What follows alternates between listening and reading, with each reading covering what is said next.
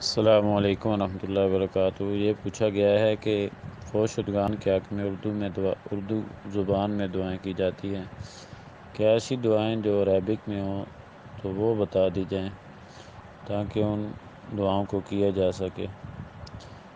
دیکھیں، دعا کسی بھی زبان میں مانگی جا سکتی ہے، زندوں کے لیے بھی اور فوش شدگان کے لیے بھی۔ ہاں، جو نبی کریم صلی اللہ علیہ وسلم سے یا قرآن کریم سے ثابت شدہ دعائیں ہیں تو وہ زیادہ باعث برکت ہیں، باعث اجر و ثواب ہیں۔ تو اس حوالہ سے جو نماز جنازہ میں دعائیں پڑھی جاتی ہیں وہ بھی کی جا سکتی ہیں، قرآنی دعائیں بھی فوش شدگان کی مغفرت کے لیے۔ جس طرح قرآن کریم میں ہے کہ جو مسلمان مومنین ہیں وہ دوسرے مومن بھائیوں کے لیے جو دنیا سے چلے گئے ہیں اس انداز میں دعا کرتے ہیں: ربنا اغفر لنا ولاخواننا الذین سبقونا بالایمان ولا تجعل فی قلوبنا غلا للذین آمنوا ربنا انک رؤوف رحیم۔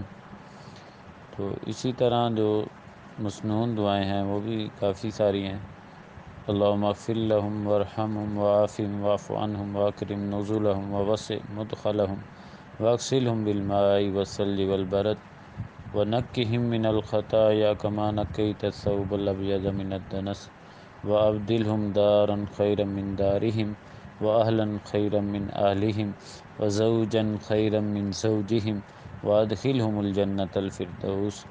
یا صرف آپ یہ لفظ پڑھیں: وادخلہم الجنۃ واعیذہم من عذاب القبر ومن عذاب النار۔ تو اس دعا میں نے ہم ضمیر جمع کی ضمیر استعمال کی ہے جو سب فوش شدگان کے لیے ہوگی، جس طرح اللہم اغفر لہ وارحمہ وعافہ واعف عنہ۔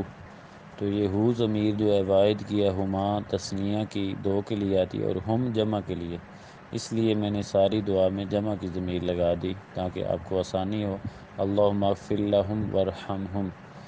ایسے ہی جو دعا ہے: اللہم اغفر لحینا ومیتنا وشاہدنا وغائبنا وصغیرنا وکبیرنا وذکرنا وانثانا، اللہم من احییتہ منا فاحیہ علی الاسلام ومن توفیتہ منا فتوفہ علی الایمان، اللہم لا تحرمنا اجرہم ولا تفتنا بعدہم۔